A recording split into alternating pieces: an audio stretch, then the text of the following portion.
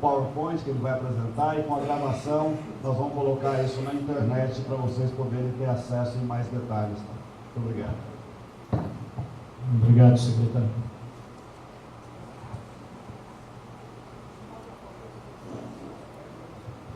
Bom, boa noite, meu nome é Tiago Amin, eu sou arquiteto urbanista, professor universitário, eu sou professor de planejamento urbano, das áreas de planejamento urbano e infraestrutura na PUC Campinas, e também tenho uma atuação aí de alguns anos já dentro da área de planos e projetos urbanos. Eu fui convidado aqui pela prefeitura para fazer na verdade, alguns, vamos chamar assim, alguns exercícios iniciais. Eu particularmente não conheço o texto base do plano ainda,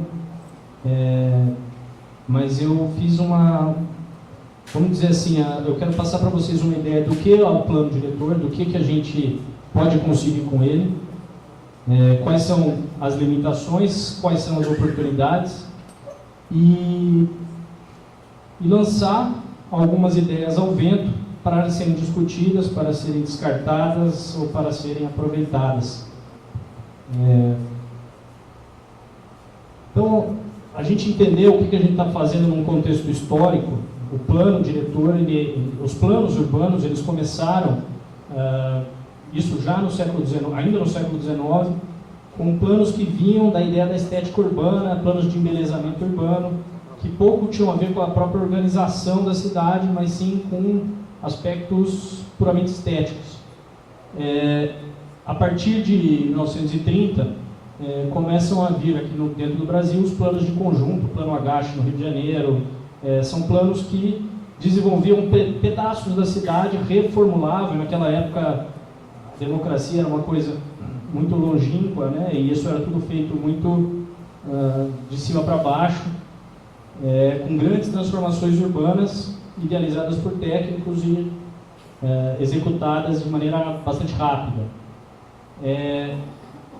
Depois, já no período militar, a gente tem uma fase de planos extremamente complexos, técnicos, abrangentes, os planos chamados planos de desenvolvimento integrados, que aconteceram em várias cidades, mas a maior parte deles, se não a totalidade deles, não deu frutos, né? E aí, nesse momento, começou-se a discutir que era impossível, né? Saindo dessa visão que existia naquela época, não era possível planejar com um rigor técnico muito aprofundado ou com muito detalhamento uma cidade que é um organismo complexo, mutante, arredio, assim por dizer, que insiste em fazer o que não se insiste, as coisas que acontecem normalmente não estavam planejadas, e aquele plano muitas vezes caía por terra rapidamente. Aí, como refluxo disso, depois a gente tem os planos que na verdade eram o oposto disso, eram planos sem mapa, ou planos que eram só algumas diretrizes que pouco tinham a dizer sobre o território, sobre o espaço, porque afinal, quando a gente fala de plano diretor, a gente está falando de território, a gente está falando da organização da cidade em todas as suas camadas no território. E aí, nessa fase, a gente tem planos bastante anêmicos que não diziam praticamente nada. Com a Constituição, a gente começa a ter uma evolução disso, né? A gente começa a ter conceitos que vão entrando, função social da propriedade, conceitos que a gente pode até abordar com mais detalhe, mas que tem a ver justamente com o próprio processo de democratização que a gente estava vivendo, e que culminou em 2001 com o Estatuto das Cidades, que coloca para as prefeituras uma série de dispositivos, uma série de instrumentos à disposição, cria regras para a elaboração dos planos, cria regras, enfim, coloca alguns métodos e ferramentas que a prefeitura pode e a cidade pode se dispor para planejar. Essa é a fase que nós estamos agora. A gente está vivendo exatamente, a maior parte das cidades começou a fazer os planos, teve um prazo, se não me engano, de 5 anos a partir do estatuto. Então a gente está nessa segunda geração desses planos. Então, se a gente for ver, a gente está numa matéria ainda vamos dizer, dentro do nosso contexto urbano, aprendendo a fazê-los, né? A gente teve vários movimentos, mas a partir da democratização a gente está descobrindo a melhor maneira, o ponto certo, até que ponto se deve aprofundar, o que deve conter, o que não deve. Existem várias vertentes, várias correntes, e, enfim, agora a gente vai descobrir o que vai sair dessa. O que eu entendo aqui, jogando já alguns conceitos que me parecem importantes para serem discutidos no plano e nas audiências. Primeira coisa, eu acho que vamos dizer assim, não é uma novidade, mas agora está sendo identificado isso institucionalmente, a metropolização da região. Então, não dá para pensar Ribeirão Preto, assim como várias outras cidades brasileiras, não podem ser pensadas isoladamente. Elas estão num contexto urbano, de deslocamentos pendulares, de gente indo de uma cidade para outra todo dia, inclusive para fora dessa própria região metropolitana, e isso impacta em diversas questões, como mobilidade, como lixo, como habitação, como, enfim, tudo que a gente vai falar agora, mas ela sempre, essa questão tem que estar sempre sendo discutida. Você não pode olhar o território sozinho, que depois do limite do município é o fim do mundo, né? Tem uma cachoeira e acaba. Não, ele está integrado numa rede complexa, ainda mais complexa do que a própria cidade sozinha. Então, Ribeirão, pelos dados que eu vi, a região metropolitana tem em torno de 1,6 milhões de habitantes, que, enfim, é mais do que o dobro da própria população de Ribeirão.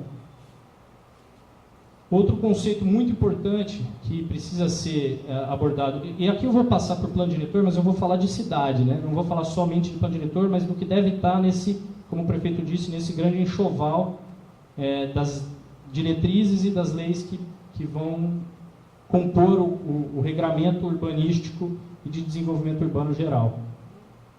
A própria estruturação urbana da cidade. Qual é essa estrutura, né? Acho que a gente, não só como técnico, mas como cidadão, começar a entender qual é a estrutura da cidade, onde são os grandes eixos de mobilidade, como as pessoas se deslocam, onde são as centralidades, existem carências nesse quesito. Isso é um ponto, e ele vem justamente alinhado com a questão da habitação e do uso estratégico do solo. Se você tem transporte onde as pessoas estão morando e vice-versa, você tem uma cidade onde as pessoas demoram menos para se deslocar, menos para ir de casa ao trabalho, existe uma tendência a longo prazo de abandono ou de troca do uso do carro por outros tipos de transporte. Enfim, a estruturação urbana, principalmente no que tange a mobilidade, aos eixos de transporte público e individual, isso é importantíssimo que esteja associado à questão da habitação e do uso do solo, onde mora a gente, tem que ter transporte e vice-versa. Isso vai levar a uma visão interdisciplinar das coisas. Você não pode falar só de mobilidade, mas não pode falar só de uso do solo. Apesar disso serem leis separadas, o plano diretor é o que deve dar essa unidade e essas diretrizes para que as leis que venham subsequentes sejam compatíveis entre si. É preciso falar também de infraestrutura em geral e saneamento básico, porque quando a gente fala de habitação, pelos números que eu olhei, Ribeirão está crescendo em torno de 1,3% a 1,4% ao ano. A tendência é que nos próximos 20 anos a população chegue perto dos 900 mil habitantes. E se você pensar, a gente está falando aí de em torno dos mais de 200 mil habitantes a mais. E existe uma família média aqui em Ribeirão de 3,10, segundo o censo de 2010, 3,10 habitantes por domicílio. Isso vai gerar números de em torno de 100 mil a 150 mil unidades habitacionais se somar ao déficit atual que já existe, como foi dito. Então é uma necessidade de expansão, é uma necessidade de estruturação para uma expansão que é inexorável. Que a gente pode falar, mas eu não gostaria que a cidade crescesse. Mas ela vai crescer. Isso não é controlável. A nossa Constituição Federal fala que o direito de ir e vir é absoluto, todos podem andar pelo território livremente, em tempos de paz. E, além disso, nós temos o próprio crescimento interno. As pessoas casam, as pessoas têm filhos, os filhos saem de casa. Enfim, é um processo que ele, até pelo menos não existe um horizonte de uma seção do crescimento populacional.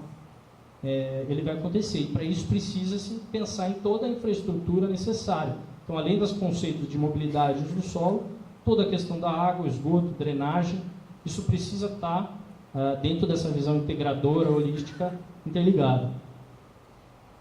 Buscando justamente um desenvolvimento econômico e social. Toda essa estruturação, ela não vem só para empilhar gente ou para pôr gente de qualquer jeito, em qualquer lugar, mas dentro de um contexto, de uma visão de desenvolvimento econômico e social, ou seja, as pessoas morarem perto dos trabalhos, ter trabalho para as pessoas, buscar, além da questão de onde morar, mas aonde as pessoas vão trabalhar, como as pessoas vão conviver, quais são as áreas públicas que vão estar à disposição, existentes, planejadas, revitalizadas, enfim, tudo isso vai se entrelaçando. E um conceito muito importante vai se entrelaçando e vai... A ideia, eu acho que básica, e isso está na Constituição de 88 e está no Estatuto das Cidades, é que a terra tem que ter função social. A terra ela tem que ter um porquê econômico de existir. De existir ou não, de ser usada, propriamente dita. Né? Se é a agricultura, se é o comércio, se é a habitação, essa terra ela precisa começar a entrar como ativo no desenvolvimento econômico e social da cidade. Então, aqui só algumas imagens que eu vou soltar aqui, vou tentar ser bem rapidinho, só colocar algumas informações. Então, a ideia da região metropolitana, a imagem está um pouco distorcida, mas Ribeirão Preto aqui no centro, todas essas cidades fazem parte dessa teia que eu citei. Questões como lixo, por exemplo, depois mais para frente, isso é um outro tema, mas só para falar disso também, com a criação da região metropolitana, Ribeirão, junto com os municípios que fazem parte da mesma região, vão ter que elaborar em conjunto um plano regional, que pode discutir questões que vão estar no próprio plano diretor. Então, isso vai se entrelaçando cada vez mais. Né? Por exemplo, a questão do lixo, ela precisa ser resolvida individualmente por cada município, ela pode ser pensada de maneira integrada. A questão do transporte nem se fala. Né? As pessoas, se existe um movimento pendular diário, é necessário também um pensamento regional sobre o assunto e não só municipal. Bom, aí a teia de transportes. Fiz aqui alguns mapinhas aqui só para a gente exercitar um pouco o pensamento. Então, essa é a situação atual da cidade, os grandes eixos rodoviários que criam esse grande anel em direção o eixo da Anhanguera em direção a São Paulo e aqui em direção a Serrana, e junto com a ferrovia que está passando aqui. São grandes marcos, grandes estruturas identificáveis por todos. A gente tem aquele núcleo o núcleo original da cidade, acho que está bem apagadinho aqui, mas tem o quadrilátero central. Eu não sou de Ribeirão, estou falando, então pode ser que eu fale alguma besteira, depois vocês desconsiderem, por favor, porque foi uma visão externa sobre uma cidade que eu conheço de alguma maneira, mas não profundamente.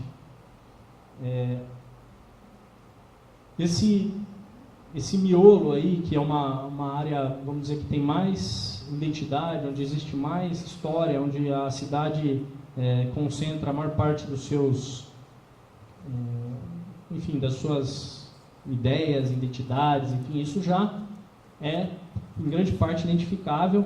Esse traçado aqui eu peguei da própria linha de ônibus, que existe em volta, uma linha estrutural de ônibus que dá a volta ao redor do centro, como um reconhecimento disso. Então, eu fiquei pensando, será que esse miolo, não necessariamente nesse desenho, mas ele poderia ter, a longo prazo, políticas específicas para ele, de habitação, aproveitamento de toda a infraestrutura existente, da ociosidade das habitações que existem ali, se existirem, mesmo, se não é o caso de a proposição de diretrizes específicas para ele, considerando todas as questões, a estreiteza das ruas, a disponibilidade de X ou Y de infraestruturas, de equipamentos públicos, de escolas, de parques, enfim. Me parece importante. A partir dele, todo o ramal, todas as grandes estruturas de transporte público que estão nesses lugares, não por acaso, eu sei que tem alguém do Transerp aqui que depois pode me corrigir se eu tiver posto alguma coisa errada, mas essas estruturas, elas podem direcionar também o crescimento da cidade em outros caminhos, em vários caminhos. A gente pode considerar que as áreas onde houver oportunidade para tal, onde os terrenos em volta comportem, onde as dimensões e geometrias viárias comportem, uma associação desses eixos com adensamentos, com propostas de adensamento populacional, onde você tenha grandes empreendimentos de uso misto, com moradia, comércio, trabalho associados a esses eixos de transporte. Então, aí a gente já vai falando no futuro de uma associação entre o plano de mobilidade e a própria lei de uso e ocupação do solo.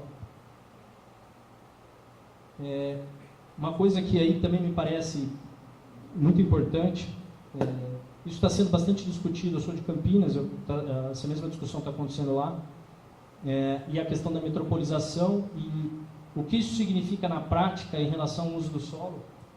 O que me parece importante é que Ribeirão precisa começar a pensar em reservar algumas áreas para grandes equipamentos que vão acontecer ao longo das rodovias, porque as pessoas que vêm de outras cidades da região, elas acabam associando, normalmente a associação desse centro metropolitano se dá muito mais na própria periferia rodoviária do que no próprio centro, no centro propriamente dito da cidade.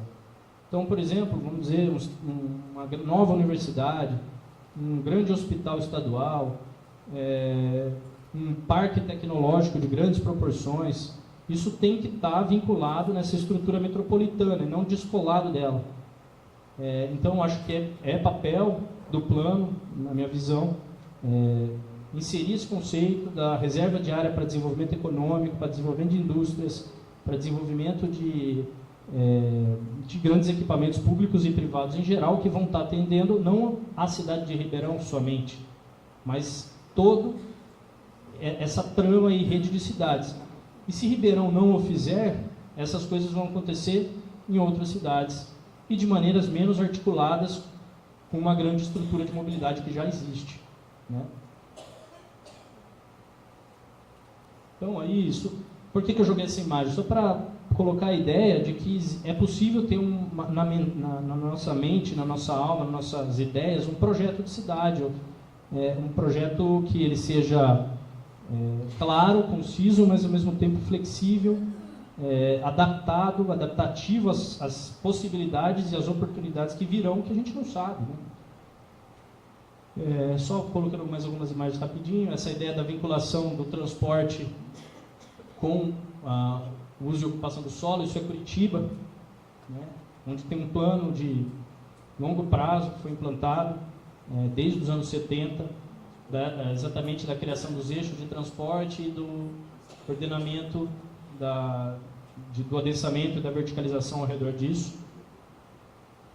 Isso pode ser simples, não precisa ser grandes trens, VLTs, toda essa... Claro que a gente que é urbanista assim, sonha com tudo isso, mas colocando isso na nossa questão prática, a gente tem tecnologias sendo implantadas com ônibus, com geometrias específicas e obras específicas que podem, de uma certa maneira, livrar esse fluxo dos ônibus da contaminação do trânsito local, permitam que eles sigam com previsibilidade, a gente sabe a hora que ele chega, a hora que ele sai, eu sei exatamente os pontos, isso de uma maneira institucionalmente muito marcada. Isso aqui é o BRT do Rio de Janeiro, por exemplo, e esse é um exemplo muito próximo da gente, que é o sistema de Uberlândia, que está sendo implantado e funciona bastante bem, ao que eu ao que eu sei.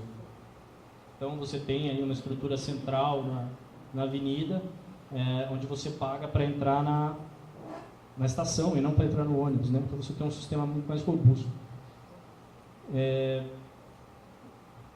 Associado a isso, a gente tem a questão dos espaços livres, né? Das áreas verdes e das praças municipais, que elas existem em grande parte nas regiões mais consolidadas, mas a gente vai tratar também da questão da expansão urbana, e elas precisam continuar existindo, elas precisam ser conectadas, se manterem, quando a gente já vai saindo desse miolo que a gente já tem mais característica e mais identidade, a gente precisa criar isso na cidade que vem. Então, é importante aí numa visão integradora, me parece, a associação da questão da drenagem com a questão dos espaços livres, a ideia de que as bacias hidrográficas são unidades de planejamento, e que a gente precisa pensar em drenagem quando pensa em uso do solo, quando pensa em mobilidade e quando pensa na disposição de espaços públicos. Então, me parece que isso é uma coisa que pode ser um bom caminho, e as cidades que vêm conseguindo fazer esse tipo de divisão integradora entre infraestrutura e espaço livre, exemplos que existem, Portland, nos Estados Unidos, Seattle, que são as pioneiras nisso, mas a gente tem, inclusive Ribeirão, eu posso considerar, Ribeirão, entre outras cidades do interior, que já tem práticas de drenagem mais avançadas do que outros municípios. E eu acho que isso é um caminho que Ribeirão já apontou há algum tempo que pode ser potencializado. A ideia de jardins de chuva, infraestrutura verde em geral, de manejos pulverizados da infraestrutura e não grandes canalizações que geravam, grandes impermeabilizações que geravam alagamentos, que isso é a história das nossas cidades, mas a ideia de que os novos parcelamentos podem vir associados a ideias sustentáveis de drenagem e de criação de espaço livre, porque isso pode agregar um ao outro.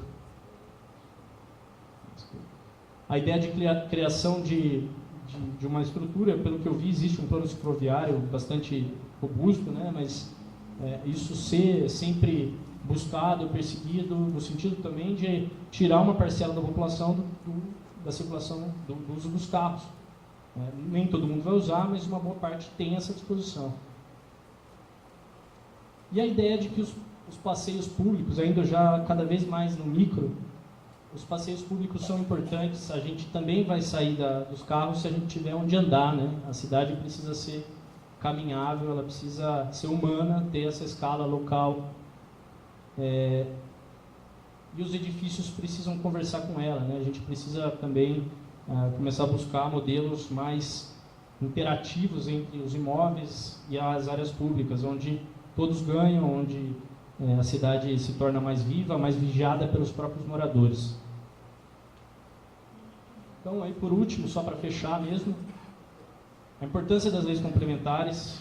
O plano diretor sozinho não vai segurar esse grande projeto que vocês vão criar de cidade. A importância da gestão do plano, só o plano também, ou mesmo o plano com as leis sozinhos não garantem nada, mas é importantíssimo uma gestão constante e uma retroalimentação e uma reavaliação constante do plano e a busca constante pela sua aplicação.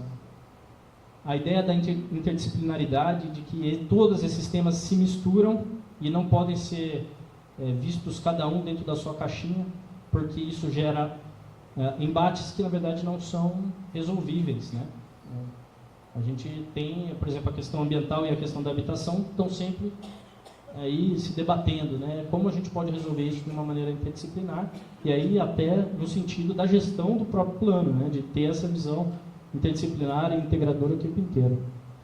A ideia e por último, a ideia de como esse crescimento pode se dar de maneiras, eu entendo, buscando ao mesmo tempo duas questões que parecem antagônicas, mas que me parecem na verdade não são. A ideia da integridade, da contiguidade da mancha urbana, a ideia de que isso que é preferível que as infraestruturas e os eixos de transporte consigam amarrar onde as pessoas estão, que elas consigam chegar e sair facilmente. mas ao mesmo tempo esse controle não pode ser excessivo a ponto de não dar flexibilidade, de não permitir que o município abrace oportunidades que não estão sendo vistas agora, né? Que isso pode acontecer. E aí as decisões vão ter que ser baseadas num consenso, entendo eu, público e geral sobre o assunto. É isso. Muito obrigado aí pela atenção.